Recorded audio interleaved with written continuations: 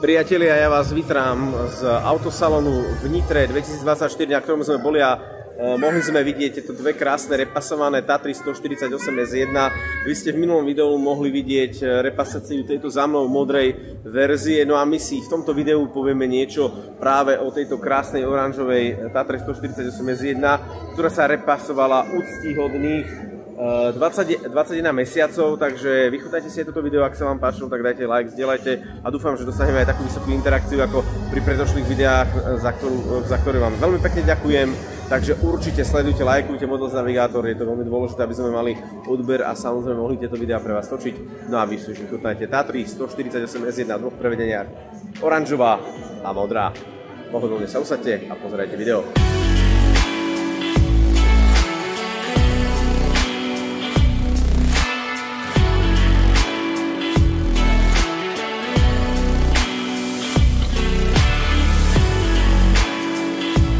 Takže priatelia, my sa nachádzame, ako som spomínal, vlastne v hale M5 na autosalóne Nitra 2024, no a ja začnem Tatrou 148 S1 v tejto krásnej oranžovej farbe. No a jedná sa o vlastne verziu S1 Damper, čo sa týka toho také vyklopná dozadu.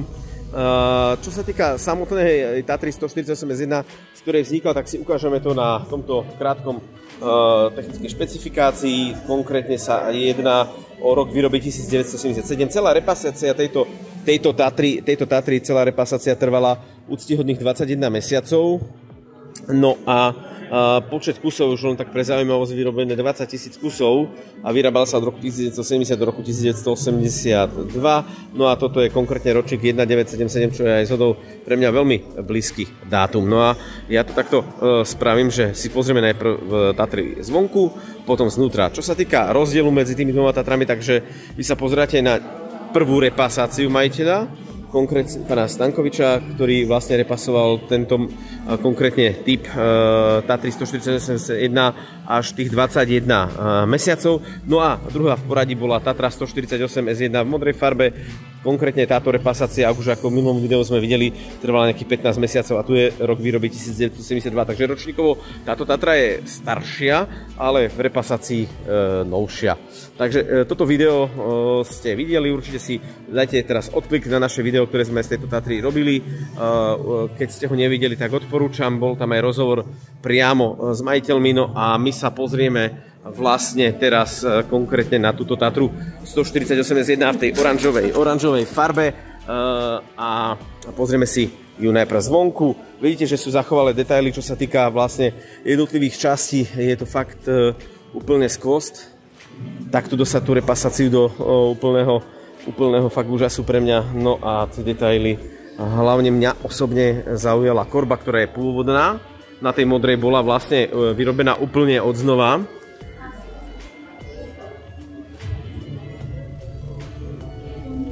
A tie detaily sú fakt úžasné.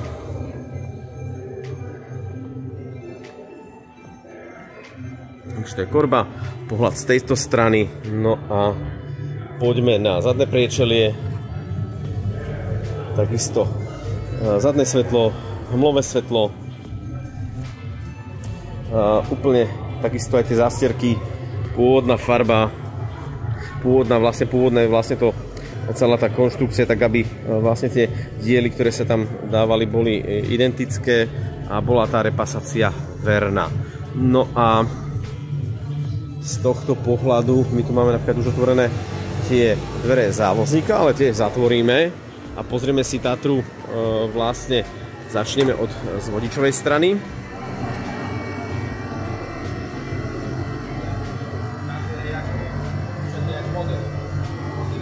Takže takisto perfektne, fakt je to jedinečné. No a poďme si pozrieť ešte teraz, priatelia, interiér. Ja otváram tieto dvere, no a poďme sa pozrieť.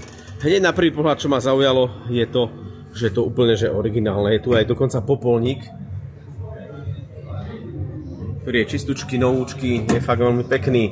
Takisto ovládanie okien, vetračka, ktorá je skoro identická ako pri MBčkách, No a opierka kožená vlastne na lakeť alebo na ruku vlastne vodiča. No a keď hovoríme o nejakej svetlej výške, tak je pomerne úctyhodná. Fakt Tatry v tom teréne, tá priechodnosť bola veľmi dobrá. No a vidíte, že sú tu také všetky veci inovované. Začneme napríklad tou gumou, úplne fakt veľmi, veľmi super. Vyzerá to ako fakt, keby teraz vyšla z fabriky. Ovládanie vlastne vysypania korby, úplne novúčké. Takisto sedačky, úplne nové, prepasované, veľmi krásne zladené, to znamená čierny poťah, dopasovaný vlastne tou oranžovou farbou, ktorá je úplne taká jemnúnka. Fakt jemnúnke. Toto je taká koženka. Veľmi, veľmi super za mňa. Takže to ladenie je veľmi parádne. A poďme sa pozrieť na prístrojovú dosku a interiér. Začnem možno z vrchu, takisto strop, úplne novunky. Zadné okno, na ktoré sa pozerá vlastne vodič pri vysypaní korby, takisto je bočné okienka, také detaily ako zavesenie vlastne. Na zavesenie vlastne nejaké bundy, respektíve nejaký monterok. No a my sa poďme pozrieť takto z tohto pohľadu na prístrojovú dosku a všetky ovládacie prvky.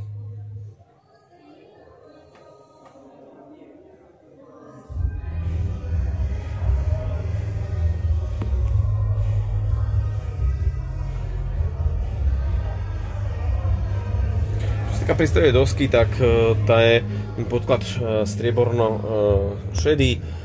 Potom tie prvky ovládacie sú aj z tejto strany. Fakt do detailov je to pekne zladené. Celá tá časť je reálne ako nová. Žete, pedále, originál, poistková skrinka, teplota motora, takisto tačkomer a v tomto prípade jednotlivé kutiky.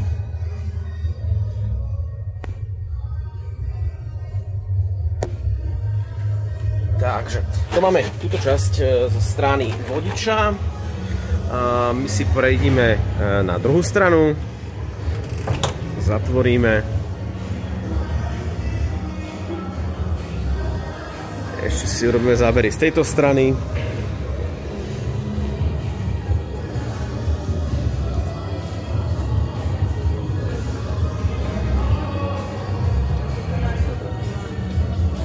No a my sa pozrieme aj z strany závozníka alebo závozníkov, lebo dokonca vlastne na tie sedačky sa zmestia dvaja ľudia.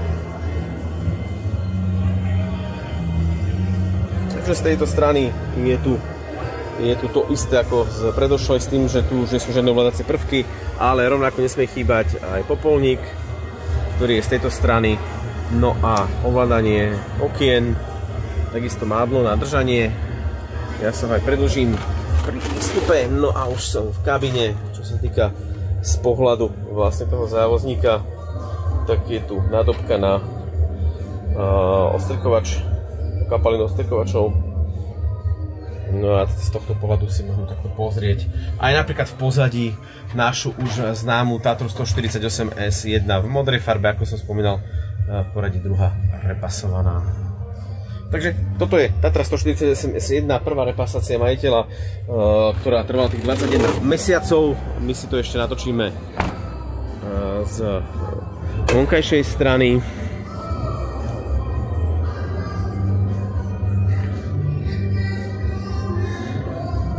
A máme tu hneď aj takýto skvost z veterán klubu. No a my sa poďme venovať tej druhej Tatre v poradí, ktorú ste už mohli fakt vidieť na videu, ale len pre porovnanie ešte k nej nahliadnem, ako čo sa týka motorickej časti.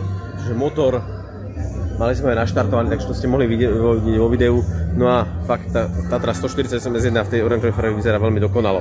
No a už keď sme tu, tak sa poďme ešte nahliadnúť aj v tomto videu a pripomínime si ten rozdiel interiéru, aj pohľad, ako to vyzerá. Máme dvere otvorené, takisto dopasované všetky nové renovované veci, takisto podlahová guma, sedačky repasované do takej krásnej modrej farby, ako ste mohli už v minulom videu vidieť. Kto ho nevidel, tak určite odporúčam.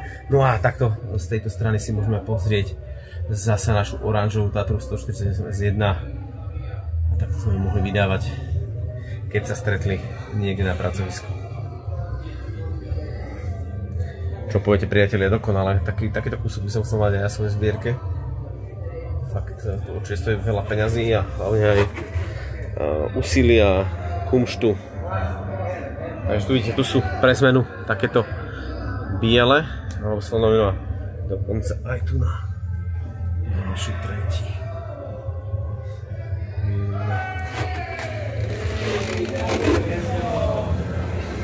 No a my sa teraz pozrieme na vnútro, na motor Tatry 148 S1 a takto na diaľku si ich viete porovnať. Objem válce 496. Objem válce.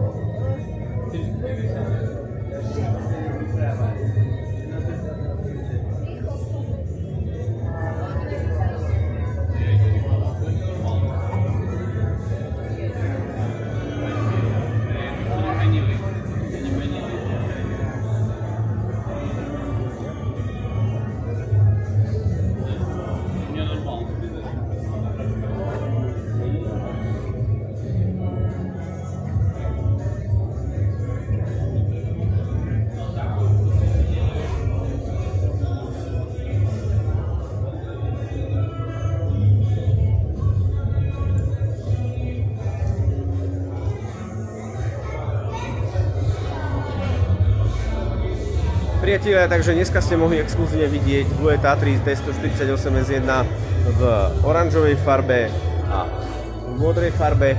Dúfam, že aj toto video sa vám páčilo. Ak áno, určite zanechajte odkaz, like, zdieľajte. No a niekedy na budúce s takýmito krásnymi kúskami, ktoré určite stoja za to si ich pozrieť aj naživo.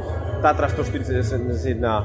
Majte sa krásne, priatelia. Dovidenia, do počutia a možno za video.